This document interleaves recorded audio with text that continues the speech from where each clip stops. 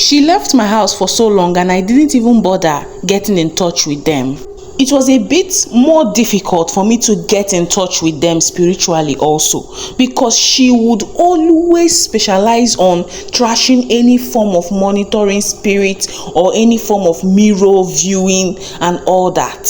And in quotes, the evil one spying on them. She would close every way or source I would try in seeing what was happening. Now, if I'm to be honest with you, I would not really say or know for a fact if she knew I was actually the evil one she would always be praying about.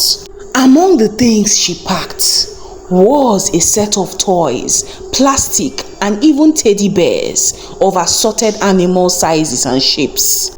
This was just an escape route for me to see what was happening, because it was easy for me to possess any of the toys that would be present anytime my little one or her were in the same place.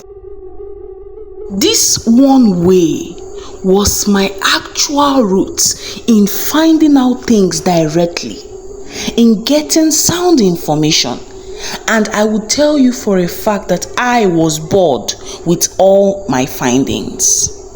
I could also possess people and use them against her, but she didn't even allow the spirit of anger and the spirit of flesh to overwhelm her. She didn't even leave the door slightly open to that way in which I would use to attack her.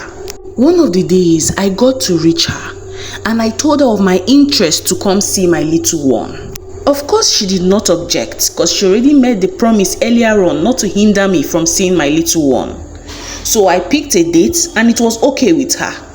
When I got to her house, I was more than overwhelmed with the extent of progress she had made in her life.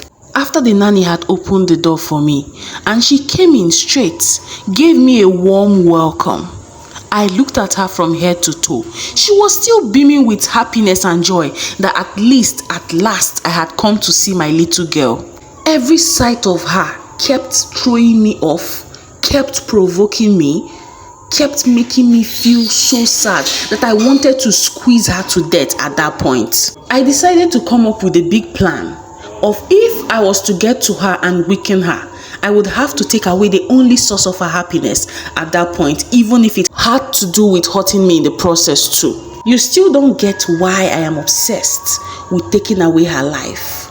Now, remember I mentioned earlier on that her star was indeed captivating.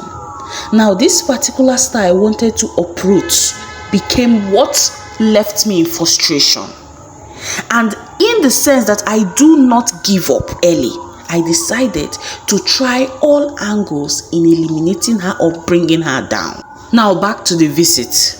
She pointed at the room where my little girl was sleeping and told me not to disturb, but I could just see her and maybe carry her too, just to give her that warm feeling.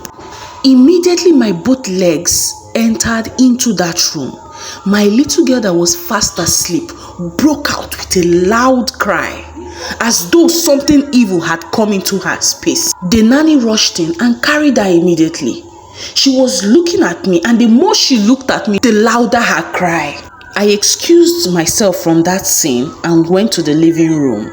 That was the height of the embarrassment. When I sat in the living room, I also noticed that her voice suddenly went calm.